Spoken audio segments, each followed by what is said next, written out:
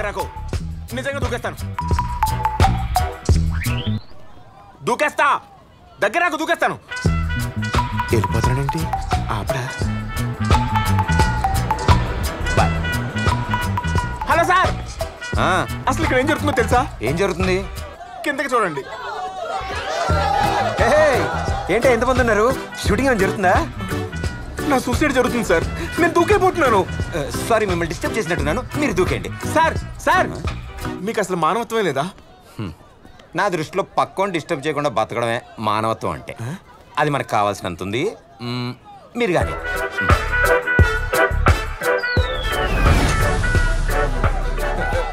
పక్కోడు చావు ఉంటే చాలు. సార్, అమ్మో ఇదేంటి ఎంత ఎత్తున్నాయి? గీసిపోతే అమ్మయ్యా. సార్, ఒకటి కష్టాలు ఉన్నప్పుడు నువ్వు సాయం చేస్తే నువ్వు కష్టాల్లో పడతావు. అమ్మో ఇంగ్లీషు. వ్యవసాయం చేస్తే ఆకలి తీరుతుంది, సాయం చేస్తే దోలు తీరుతుంది. నిజమే. ప్రార్థించే పెదవుల కన్నా సాయం చేసే చేతుల కన్నా నువ్వే మిన్నా. పెదవులు చేతులు.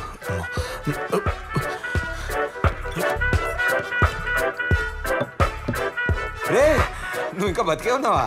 బతికే ఉన్నానా? ఎవరు సార్ మీరు? ఇంత ఎడగా ఉన్నారేంటి?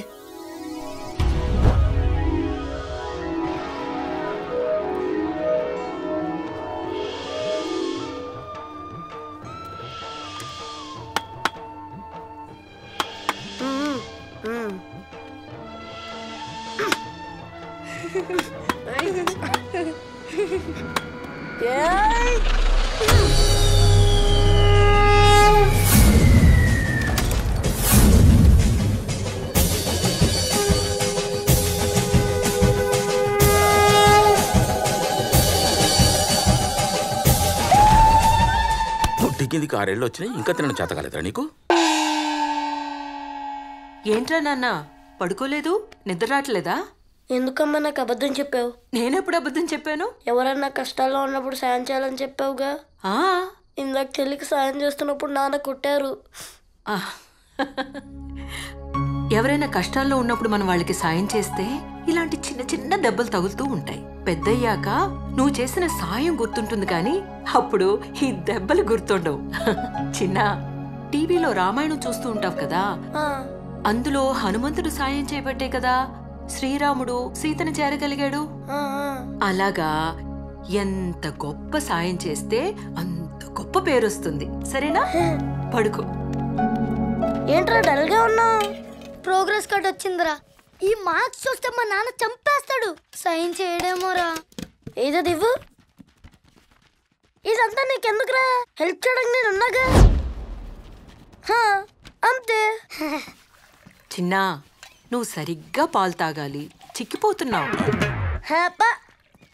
ఆనందరావు,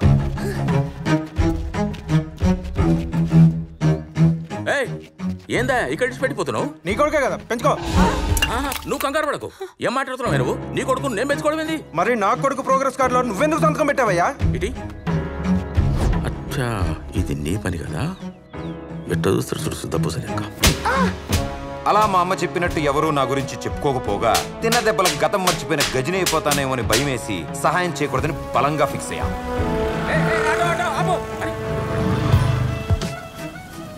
ఇది మనోడు కార్లెక్క ఉన్నది.